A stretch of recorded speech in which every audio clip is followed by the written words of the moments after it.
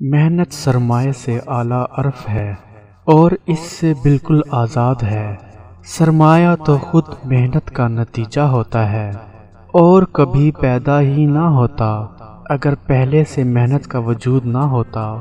محنت سرمایہ سے برتر ہے، اسی لیے وہ اس بات کی حقدار ہے کہ اس کا زیادہ لحاظ کیا جائے۔ اگر مزدور نہ ہوتے تو سرمایہ دار کبھی جنم نہ لے سکتا، یہ صرف انہی کی محنت کا نتیجہ ہے۔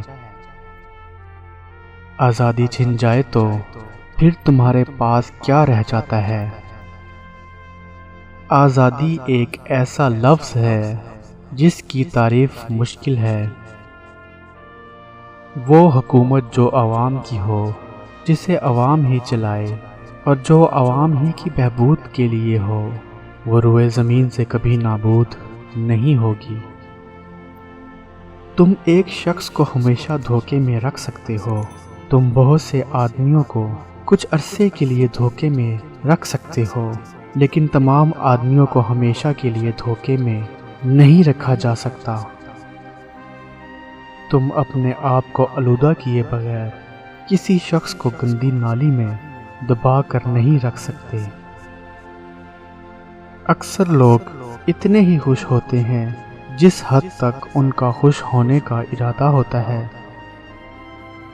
گڈریا بھیڑ کو بھیڑیے کے پنجے سے چھڑاتا ہے، جس کے لیے بھیڑ اسے اپنا محسن سمجھتی ہے، لیکن بھیڑیا گڈریے کو برا بھلا کہتا ہے اور اسے اپنی آزادی پر حملہ قرار دیتا ہے۔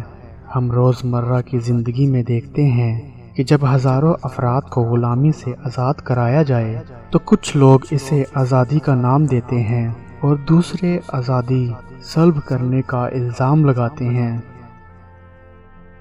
میں کتابیں پڑھنے کے شوق کے تحت 50 میل کا فاصلہ طے کر کے اپنے دوستوں سے کتابیں مانگ کر لایا کرتا ہوں۔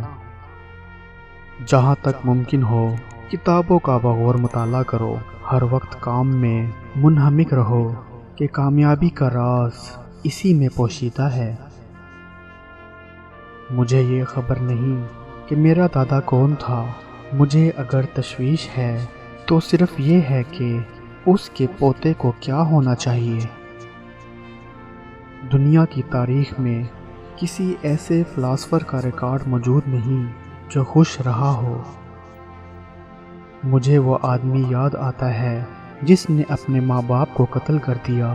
جب اسے سزا سنائی جانے لگی تو اس بنا پر رحم کی درخواست کی کہ وہ یتیم ہے۔